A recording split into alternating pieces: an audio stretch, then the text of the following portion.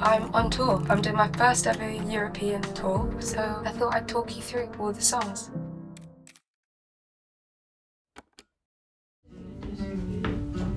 Oh, look at them. So cute. Oh, look at them go.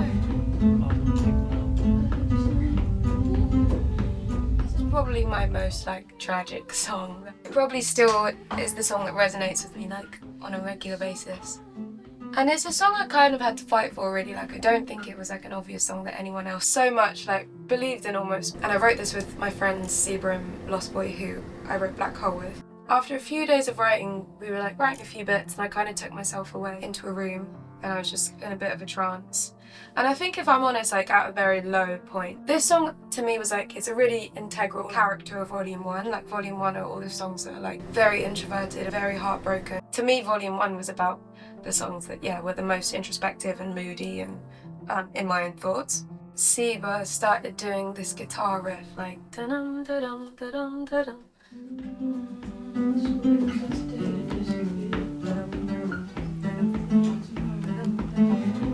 Which we ended up putting on piano.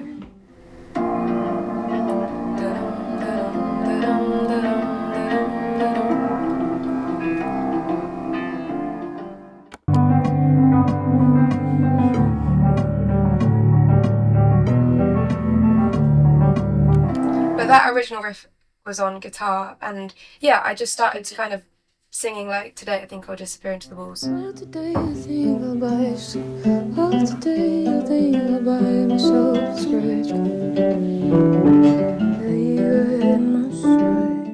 Anyway, it's a lot of murmuring, but that was kind of how it started. And then, like most songs, I just kind of loop a bit of music.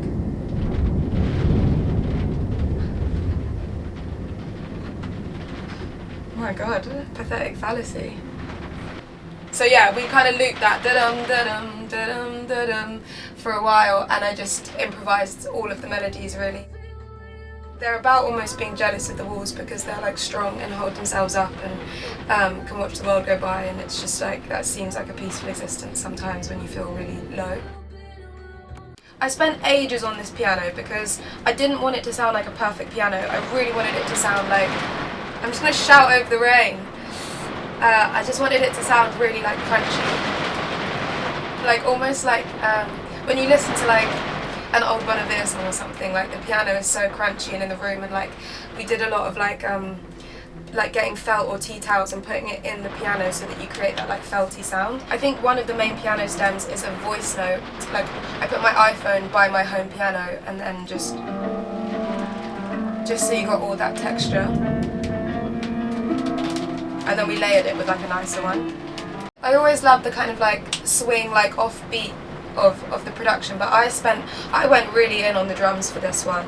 And I can be quite particular about drums. The more perfect they sound, the worse I think they are. I always try and find weird percussion sounds or weird taps or clicks and things and put that in, because to me that's more textural than using an obvious snare or something. The groove and the drums kind of sound like this.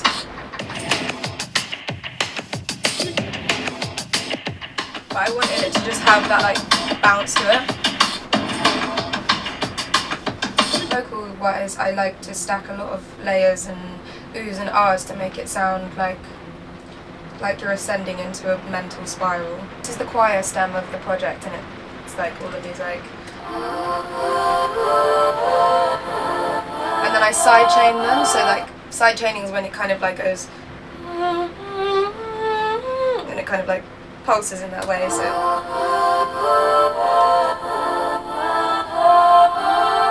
And then they kind of and then you kind of if you really want to get into it, if you kind of automate the EQ as well, you can almost start something off so it's sounds super filtered, and then it kind of open up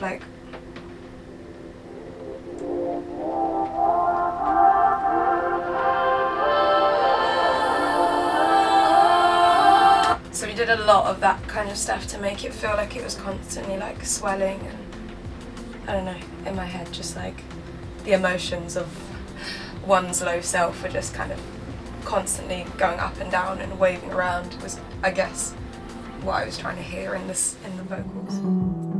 Let the world come by, yeah. When everything's on fire.